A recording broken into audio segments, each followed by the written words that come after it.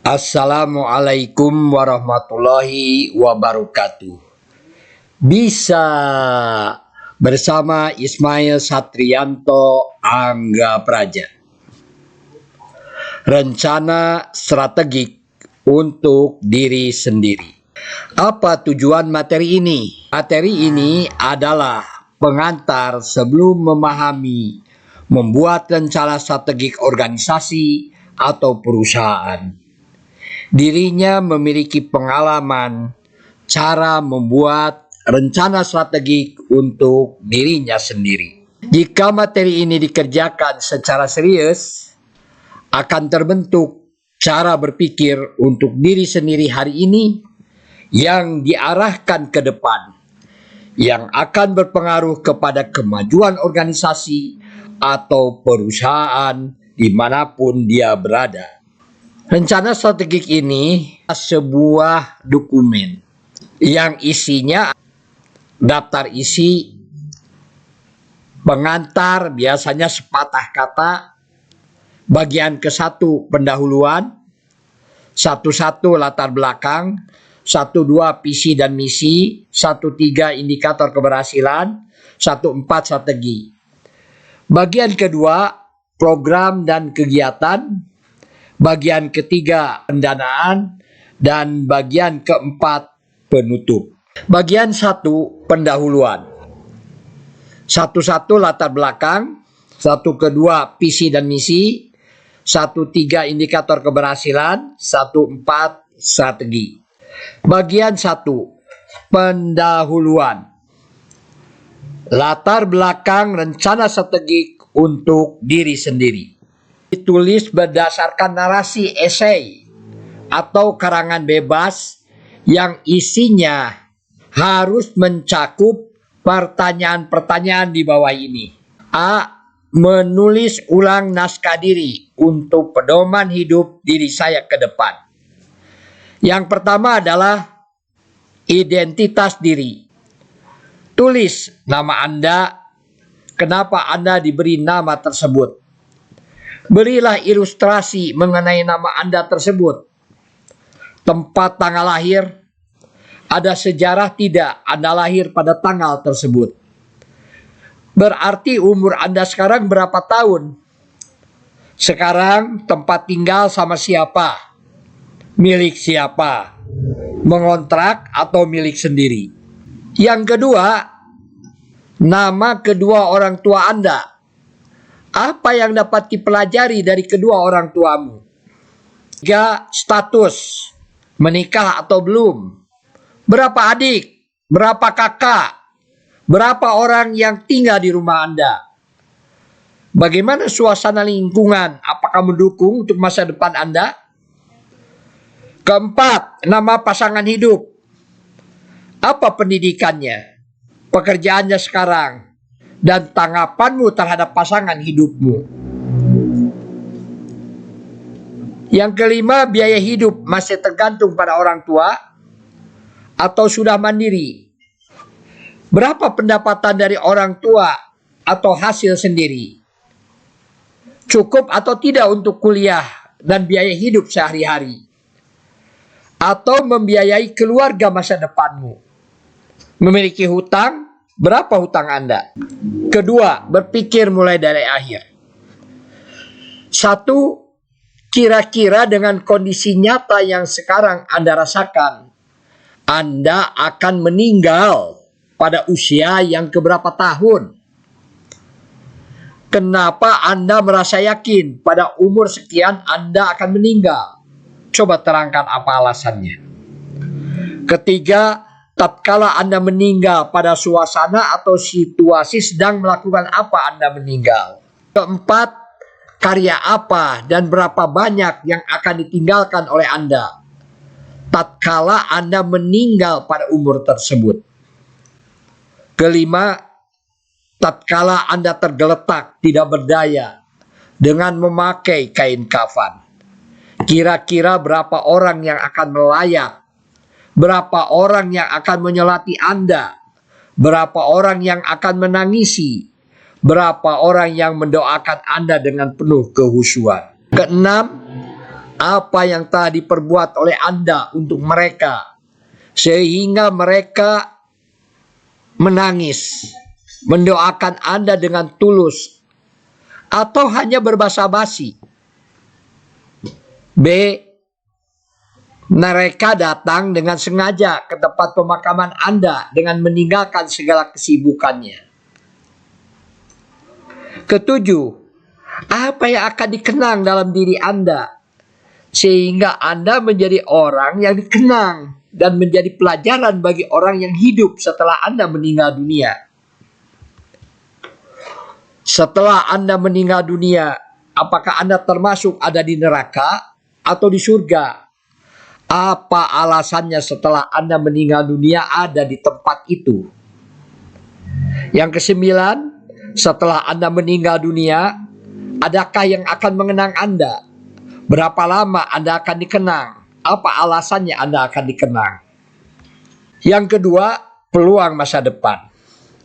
Peluang diambil dari kekuatan yang paling kuat yang dimiliki oleh diri sendiri, diarahkan ke keberhasilan masa depan yang bisa dilakukan dari kekuatan yang dimiliki oleh diri kita itu, dijadikan visi bagi yang belum kuat atau bingung berhadapan. Yang ketiga, memahami diri atau tahu diri. Analisa kekuatan dan peluang. Yang pertama, kekuatan yang saya miliki.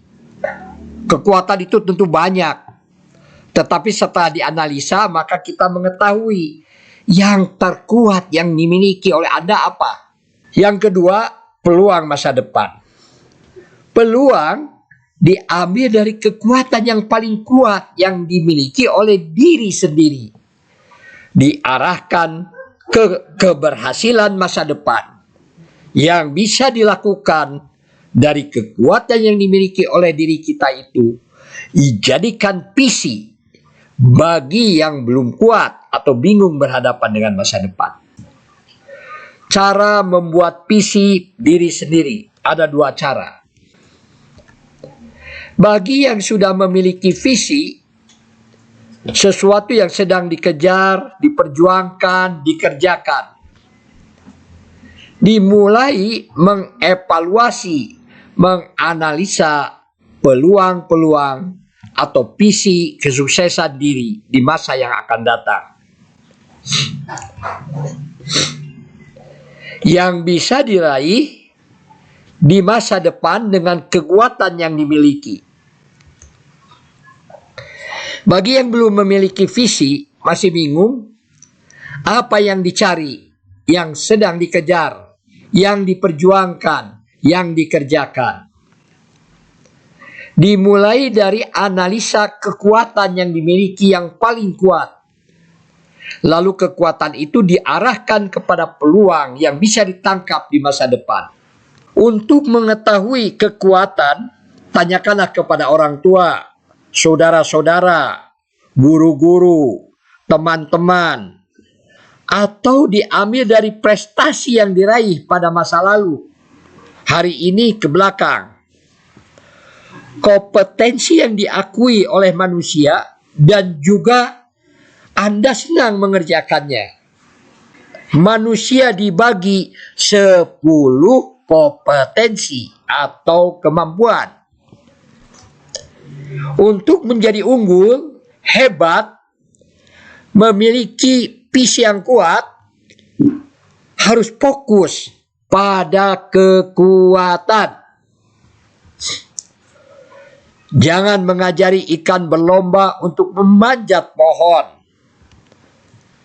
Jangan mengajari monyet berlomba untuk berenang. Satu, ada kompetensi estetika, yaitu kompetensi yang selalu ingin sempurna, memiliki rasa seni yang tinggi, memiliki keseimbangan. Dia adalah memiliki karakter tidak nyaman kalau tidak sempurna. Kompetensi seni, senang kepada keindahan, senang kepada keseimbangan, senang kepada sesuatu yang sempurna, indah, yang seimbang. Kompetensi gambar, orang ini senang menggambar. Apa saja digambar. Guru sedang mengajar, dibuatkan karikaturnya. Orang sedang berjalan, dibuatkan karikaturnya. Melihat gunung, dia gambar. Melihat itu, dia senang menggambar. Ini adalah kompetensi gambar. Lalu ada orang yang memiliki kompetensi sosial. Dia senang berorganisasi. Dia senang berpidato di depan umum. Begitu mudah bergaul dengan orang-orang yang ada di sekitarnya. Biasanya kecerdasan, logika dan kecerdasan alamnya agak kurang. Ada kompetensi kecerdasan diri. Orangnya itu pendiam gitu. Melihat saja orang lain. Bukan berarti orang itu tidak bodoh, bukan berarti orang itu bodoh. Bukan berarti orang itu adalah terbelakang. Biasanya orang-orang yang memiliki kompetensi kecerdasan sosial, dia senang meneliti. Jadi dia senang mendengar, dia sedang melihat, dan dia memperhatikan, dan dia meneliti. Ada kompetensi alam. Kompetensi alam ini adalah orang yang senang kepada menanam pohon, membuat taman, gitu. Dia membuat ruangannya yang indah-indah begitu, yang membuat rumah yang bagus begitu. Lalu dia juga senang kepada binatang, dia senang mengelola dia senang kepada binatang, memelihara ayam, memelihara domba dan sebagainya. Biasanya yang memiliki kompetensi alam ini, apa saja yang dipegang begitu, baik tanaman maupun binatang, dia selalu berkembang dengan baik. Itu namanya kompetensi alam. Ada orang yang memiliki kompetensi bahasa. Orang dengan mudah mempelajari bahasa, ya bahasa Inggris, bahasa Jerman, bahasa Jepang, bahasa Cina. Dia mudah sekali. Dia kadang-kadang bisa menguasai 7 bahasa begitu. Bisa menguasai 5 bahasa. Karena orang itu memiliki kompetensi bahasa. Sangat mudah dia mempelajari bahasa. Ada kompetensi logika. Kompetensi logika ini adalah kompetensi yang senang berhitung gitu. Senang kepada kepastian. Ya, sesuatu yang dimana dia bisa memperhitungkan segala sesuatu itu dengan proses yang benar begitu. Lalu hasilnya juga benar begitu. 2 tambah 2 adalah 4. Berbeda dengan orang kompetensi sosial. 2 tambah 2 bisa 8, bisa 12 begitu. Tapi kalau kecerdasan logika, 2 tambah 2 adalah 4 begitu. Ya, 5 kali 10 ya 50 begitu. Itu kompetensi logika. Segala sesuatu dihitung ya berdasarkan kepastian. Ada kompetensi tubuh. Kompetensi tubuh ini senang memperbesar tubuhnya. Dia senang tinju, atau senang olahraga, atau senang berlari begitu. Dia senang kepada di mana yang memiliki kompetensi tubuh ya. Berbeda-beda memang begitu. Manusia itu biasanya hanya memiliki 2 atau 3 kompetensi. Tidak bisa semuanya multi talent gitu. Kalau biasanya orang yang multi talent, orang yang serba bisa, justru itu menjadi orang yang tidak expert gitu, yang tidak unggul biasanya. Dan ada kompetensi entrepreneur. Kompetensi entrepreneur itu adalah kompetensi yang mampu menjual apa saja begitu. Ya, orang yang senang menawarkan. Nah, biasanya orang memiliki kompetensi-kompetensi itu kalau dia tidak mempelajari kompetensi entrepreneur dan tidak mengembangkannya, dia tidak bisa menjual kemampuannya itu. Ada kompetensi entrepreneur ini disebut juga kompetensi di dalam kemampuan penawaran. Dan yang di tengah-tengahnya adalah kompetensi spiritual. Yaitu kompetensi spiritual itu adalah kompetensi yang memahami indikator-indikator keberhasilan. Sehingga dengan memiliki kompetensi, dengan memahami kompetensi spiritual atau memahami tentang indikator-indikator keberhasilan, maka seseorang bisa mengembangkan kompetensi sesuai dengan keinginannya dan harapannya.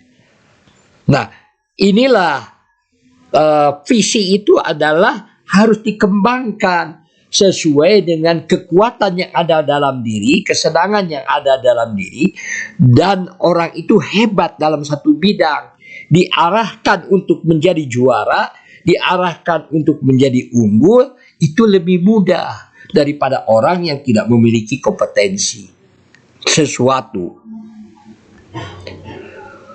Untuk mengetahui kekuatan, analisa kekuatan kita, untuk mengetahui kekuatan, analisa kekuatan kita ada pada kompetensi yang mana. Mulailah mengembangkan kekuatan kita, arahkan kepada masa depan, ingin seperti apa, ingin seperti bagaimana. Mulailah fokus pada kekuatan, abaikan keinginan harapan yang dimana kita tidak ada modal awal untuk maju ke depan, atau tidak bisa kita raih menjadi unggul. Jadi analisa keunggulan yang ada dalam diri kita, itulah visi itu harus dimulai dari sana. Jadi visi diambil dari hasil analisis kekuatan yang paling kuat, yang diarahkan kepada analisis peluang, prioritas peluang yang paling kuat yang bisa dicapai oleh manusia. Sedangkan misi diambil dari jawaban kegiatan-kegiatan apa yang harus dikerjakan, yang jika dikerjakan akan tercapai visi tersebut lebih cepat. Tentu kegiatan-kegiatan itu banyak, tetapi setelah dianalisis kita ambil dari 1 sampai 5 saja untuk dijadikan misi. Atau kalaupun ada 7, karena berdekatan bisa disatukan begitu. Tetapi biasanya membangun misi itu 5 atau 4 ya begitu. Itu sudah cukup untuk membangun kesuksesan. Cara menganalisis, biasanya saya menggunakan format seperti pertandingan olahraga setengah kompetensi yang dipertandingkan satu dengan lain yang dipertandingkan. Nah, ini seperti ini analisa pengambilan keputusan ya. Di sini terlihat ada nomor 1 sampai 15. Kalau ini 1 15, maka di atas pun harus ditulis 1 sampai 15. Kalau di bawah ditulis ada 1 sampai 20, maka ke pinggir pun harus 1 sampai 20 begitu. Nah, seperti ini contohnya kekuatan ya. Formatnya seperti ini, kita isi kekuatan itu. 1. SDM yang datang untuk belajar bekerja untuk bisa menyelesaikan pendidikan sampai S1 dan berharap berubah kehidupan ke arah yang lebih baik. SDM setiap subuh selalu mendapat ilmu Al-Quran untuk diterapkan dalam kehidupan sehari-hari dengan harapan mampu mendorong perusahaan lebih maju dan masalah-masalah dapat dipecahkan. Penerapan manajemen rapat koordinasi dapat digunakan untuk disiplin, dipakai memeriksa catatan semua pembukuan dan penyempurnaan pembukuan.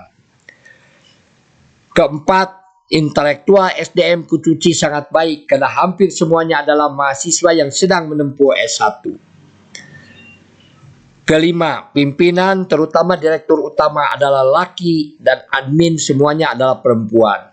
Lelaki memang memiliki kewajiban untuk memimpin wanita dan wanita harus taat kepada laki-laki. Maka caranya adalah kita pertandingkan 1 dengan 2. Kira-kira penting mana? Maka apabila penting 2, maka ditulis di sana O, ya begitu. Kalau kebetulan 1 dengan 3 penting mana? Penting 3, tulis O. 1 dengan 4 penting mana? Oh, penting 4, diberilah tanda X. 1 dengan 5 penting mana? Penting nomor 5, kasihlah O, begitu. Nah, coba perhatikan kembali lagi. 2 dengan 3, kira-kira penting mana? Oh, penting nomor 3, kasih O. 2 dengan 4, penting mana? Penting nomor 2, kasih X. 2 dengan 5, penting mana? Penting nomor 2, kasih X. Sekarang 3 dengan 4, penting mana? Penting nomor 3, kasih X. 3 tambah 5, penting mana? Penting nomor 3, kasih X. Sekarang 4 dengan 5, penting mana? Kan penting nomor 5, kasih O. Nah, begitu ya. Nanti sekarang setelah begini lalu segera dijumlahkan. Ya, yang X ke pinggir ini 1. Ya. Sedangkan yang nomor 2 ada 2. Yang nomor 3 ada 2. Yang nomor 4 kosong. Nomor 5, karena nomor 5 itu adalah tidak dibandingkan dengan yang lain, maka kasih dia itu kosong, begitu. Nah, sekarang yang O ininya ke bawah. Yang nomor 1 ini kan tidak dipertandingkan dengan yang lain, tidak dibandingkan. Maka ini dikasih O. Ya, dikasih 0. Sekarang nomor 2. Oh, ini ada 0, berarti di sini 1 di bawah itu. Nomor 3 berarti ada 2, kasih 2. Nomor 4, O-nya kosong, kasih kosong. O. Nomor 5, O-nya 2, kasih 2. Maka setelah begitu ini yang X dipindahkan ke bawah. 1, 2, 0, 0. Lalu dijumlahkan 1, 3, 4, 0, 2. Inilah ranking yang pertama, berarti ranking pertama adalah nomor 3, begitu. Ranking yang kedua adalah nomor 2. Ranking yang ketiga adalah nomor 5. Sedangkan ranking nomor selanjutnya, nomor 4 adalah nomor 1. Sedangkan nomor 4 adalah 0. Nomor ranking kelima. Jadi begitu itu caranya. Nah, coba lihat yang lain lagi. Ini adalah analisis yang saya lakukan. Mana yang paling penting dan berpengaruh besar, yang jika masalah di bawah ini diselesaikan akan mempercepat dan mempertinggi pendapatan Kucuci. Nomor 1, nomor 2, nomor 3 sampai nomor 17. Nah, maka karena ini 17 disediakan formatnya 17, ya. Formatnya ya di ke bawah 17, ke pinggir juga 17. Maka ini dikasih tanda hitam ini ke bawah ini supaya ini nanti kita tidak bingung gitu, ada pembatas. Mari kita sekarang dibandingkan. 1 dengan 2 penting mana begitu. 1 dengan 3 penting mana, 1 dengan 4 penting mana begitu. Nanti setelah itu selesai 2 dengan 3, 2 dengan 4, 2 dengan 5. Maka hasilnya seperti ini. Setelah itu dijumlahkan 2, 13, 3, 11, 10 dan sebagainya. Di bawah ini jangan lupa ini nomor 17 ya. Ini biasanya suka lupa. Ini kan tidak dibandingkan dengan mana-mana, maka kasih dia itu 0 ya begitu. Dan jangan lupa juga yang ke bawah ini nomor 1 kasih 0 begitu ya. Mari kita jumlahkan. Jadi 0 ya karena tidak ada pembanding ya ini. Nah ininya. Nomor 2 1 1 2 ya. Coba lihat, perhatikan. Nomor 5 2, nomor 6, 2 ya. Coba yang ke pinggir, coba. Yang ke pinggir. X 1, 2, kasih 2. 1, 2, 3, kasih 13 karena ada 13 dan terus semuanya seperti ini. Maka setelah itu yang X dipindahkan ke bawah ya. Nah, 2 ya, 13, 4, 13 sesuai dengan urutan itu. Setelah itu prioritas dijumlahkan semua, maka diketemukan nomor satunya ya begitu adalah nomor satunya nomor 16. Coba perhatikan. Nomor 2-nya nomor 13. Nomor 3-nya nomor 2. Nomor 4-nya nomor 4. Nomor 5-nya nomor 5. Ranking ke-6-nya adalah ya nomor 6. Ranking ke-7-nya adalah nomor 7 ya, nomor 11 ya. Nah, seperti ini. Diambillah ya ini sekitar 5 atau 7 biasanya. Lalu kita periksa seperti ini. 1 tulis ini ya, nomor 2 rankingnya, nomor 3, nomor 4, nomor 5, nomor 6, nomor 7. Maka itu setelah dianalisis, prioritas pemecahan masalah itu ada prioritasnya nomor 1 gitu. Nomor 2, nomor 3, nomor. Kenapa jadi nomor 4? Karena ada yang di satu jajarkan karena itu berkaitan. Jadi tadi itu 7. Nah, sekarang jadi 4 begitu.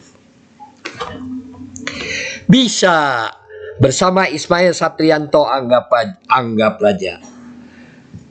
Silahkan Anda pelajari bagaimana cara membuat visi ya. Nah, sedangkan yang ini adalah cara membuat cara pengambilan keputusan. Jadi bagaimana cara pengambilan keputusan digunakan. Nah, pada kesempatan ini sekaligus cara membuat misi yang diambil dari pertanyaan-pertanyaan ya, kegiatan-kegiatan apa yang harus dikerjakan, yang jika dikerjakan maka visi itu cepat tercapai. Itu ada jawabannya, lalu ada analisa. Ya, silahkan diikuti video saya yang selanjutnya. Kalau ada yang kurang paham, boleh hubungi ke 08122397378. Itu WA-nya. Bisa bersama Ismail Satrianto anggap raja. Wassalamualaikum warahmatullahi wabarakatuh.